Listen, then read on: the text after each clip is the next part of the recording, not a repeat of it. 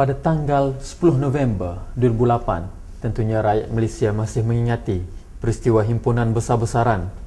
Hampir 100,000 rakyat Malaysia berarak menuju ke Istana Negara bagi menuntut reformasi pilihan raya. 4 perkara yang dituntut: penggunaan dakwat kekal, pembersihan daftar pemilih, pemalsuan undi pos dan juga media yang bebas. Dan tajuk persepsi kita pada hari ini adalah salah satu daripada tuntutan itu, iaitu manipulasi daftar pemilih.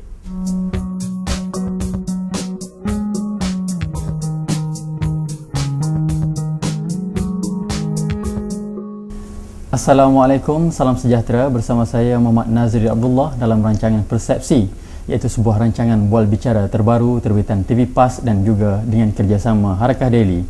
Seperti yang saya sebutkan di awal rancangan ini tadi, bahawa tajuk perbincangan kita pada hari ini adalah manipulasi daftar pemilih. Dan untuk merungkai dan membahaskan isu ini, kita tampilkan Datuk Mustafa Ali selaku bekas pengarah pilihan raya PAS Pusat dan sekarang ini menyandang jawatan Setiausaha Agung PAS. Selamat datang Datuk ke rancangan kami. Terima kasih. Untuk memulakan perbincangan kita pada hari ini, saya ingin memberi gambaran begini Datuk. Sekarang ini kita berada dalam fasa perang pilihan raya mendepani pilihan raya umum yang ke-13. Dan semua orang tahu, walaupun tarikhnya misteri, namun hakikatnya ia sudah terlalu hampir dengan kita. PAS sebuah parti politik yang telah lama bertapak di Malaysia dan menyertai pilihan raya sejak pilihan raya persekutuan pertama pada tahun 1965. Seringkali pada pilihan raya, PAS sentiasa mendakwa bahawa mereka masuk pilihan raya dan keadaan bertanding dalam padang yang tidak sama rata. Dan antara isu yang diutarakan termasuklah penggunaan parti pemerintah menggunakan seluruh jentera kerajaan, termasuklah SPR untuk memenangkan BN. Dan PAS juga mendakwa salah satu faktornya termasuklah strategi manipulasi dalam daftar pemilih itu sendiri.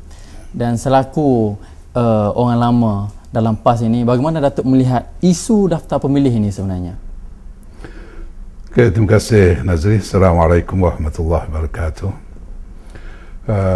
Apa yang saudara sebutkan tadi tentang aspek-aspek yang berkait dengan soal pilihan raya, soal yang dikatakan manipulasi daftar pemilih, soal padang yang tak sama rata dan hal-hal yang berkaitan dengannya, saya suka menjelaskan begini.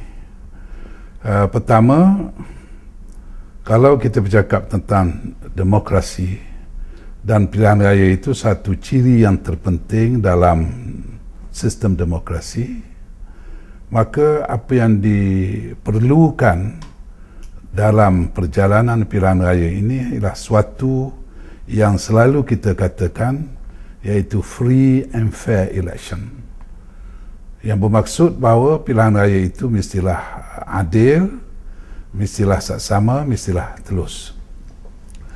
Dalam sepanjang kita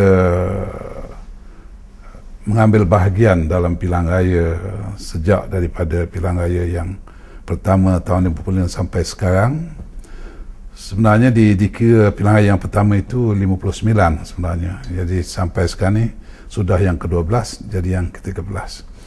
Kalau nak ditanyakan kepada saya, sebab saya mengalami pilihan raya ini sejak tahun 59, dah memerhatikan, malah terlibat secara langsung atau tidak langsung waktu saya masih lagi sebagai seorang masih lagi belajar. Pilihan raya yang paling adil, fair and free and fair dalam istilah pengalaman saya ialah tahun 59. Sebab tidak ada elemen-elemen yang boleh menjejaskan apa yang kita namakan free and fair election. Tetapi selepas daripada itu, perjalanannya sudah dipengaruhi oleh unsur-unsur yang menjejaskan apa yang kita sebut free and fair election tadi. Saya selalu menggunakan istilah bahawa ada 3 elemen yang digunakan oleh parti pemerintah, BN, UMNO khususnya. Sebab apabila kita sebut pilihan raya yang free and fair, padang yang sama rata, seharusnya elemen-elemen ini tidak wujud. Tetapi yang sering berlaku ialah apa yang kita istilahkan sebagai faktor 3M. 3M ini artinya money, media dan machinery. Money artinya penggunaan kekuatan keuangan dan kekuatan apa-apa yang diistilahkan sebagai boleh menarik perhatian rakyat, itu digunakan dalam pilihan raya. Ini secara ringkas saya sebut. Media ialah penguasaan terhadap media yang umumnya sejak daripada dulu sampai sekarang, kecuali mutakhir ini, ia mungkin tembok itu telah dipecahkan oleh media baru. Tapi kalau kita bercakap tentang media lama ini, memang dikongkong oleh pemerintah, oleh kerajaan. Kemudian yang ketiganya, yang ketiga ialah machinery. Machinery ini artinya seluruh jentera kerajaan, agensi kerajaan yang digunakan oleh parti yang memerintah untuk mempengaruhi rakyat. Jadi sepanjang pilihan raya, ketiga-tiga elemen ini digunakan. Duit digunakan untuk mempengaruhi pengundi, kemudian media digunakan, dan jentera kerajaan digunakan. Hakikatnya, parti politik yang bertanding dalam pilihan raya itu bukan berhadapan dengan parti politik yang memerintah, tetapi dengan kerajaan yang memerintah.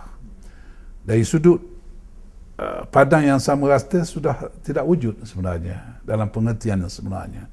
Sebab media tidak dikuasai sepenuhnya, kemudian penggunaan-penggunaan yang seperti itu.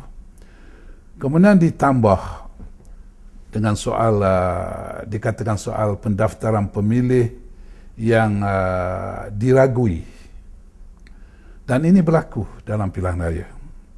Perlu juga diketahui, strategi BN bukan ditumpukan pada seluruh negara, tetapi bagi negeri-negeri yang menjadi tumpuannya, maka akan ada manipulasi berkait dengan soal daftar pemilih ini. Biasa negeri yang macam mana tu menjadi tumpuan pada pandangan Datuk? Negeri yang menjadi tumpuan kepada BN ialah negeri yang mereka nak pastikan kalau dulunya tidak di bawah mereka, mereka nak menang balik. Dan juga negeri yang dirasa terancam, jadi mereka nak negeri itu kekal di tangan mereka, mereka akan ada usaha untuk manipulasi soal daftar pemilih ini. Dan dalam hal ini, sewaktu kita menghadapi pilihan raya 2004 terutamanya, berlaku kes-kes yang menimbulkan keraguan kita di Selangor, di Terengganu terutama sekali, dan kemudian di Kelantan juga. Dan hal ini menyebabkan berlakunya perkara-perkara yang kita rasa tak seharusnya berlaku.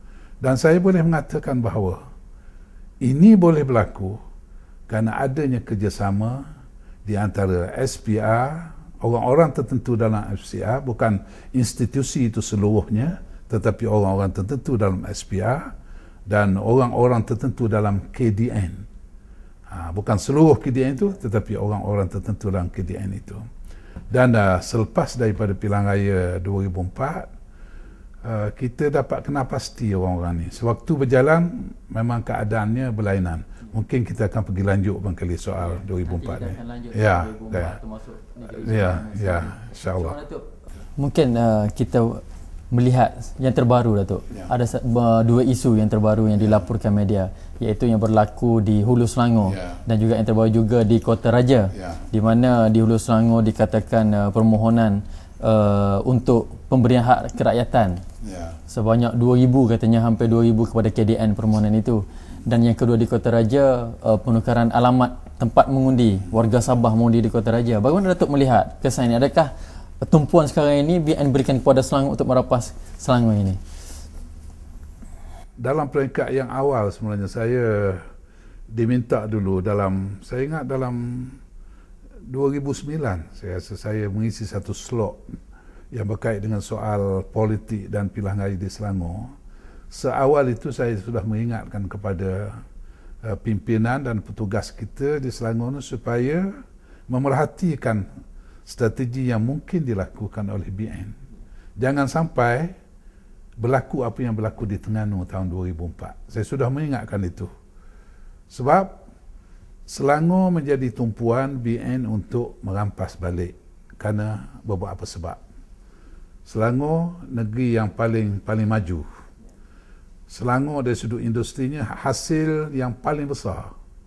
Jadi sebab itu kehilangan Selangor ini sangat dirasakan oleh BN.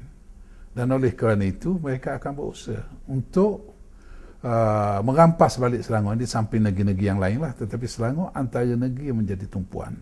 Oleh kerana itu mereka akan lakukan apa saja yang mereka boleh lakukan, dan dianggap sebagai by hook or by crook mereka akan melakukan ini. Jadi berbalik kepada soal adanya pendaftaran di kalangan warga negara yang belum menjadi rakyat, kemudian didaftarkan menjadi rakyat, kemudian lepas itu daftar sebagai pengundi. Ini bukan satu perkara yang pelik sebenarnya, bukan satu perkara yang pelik. Kita sudah menyedari bahawa antaranya perkara ini mungkin berlaku.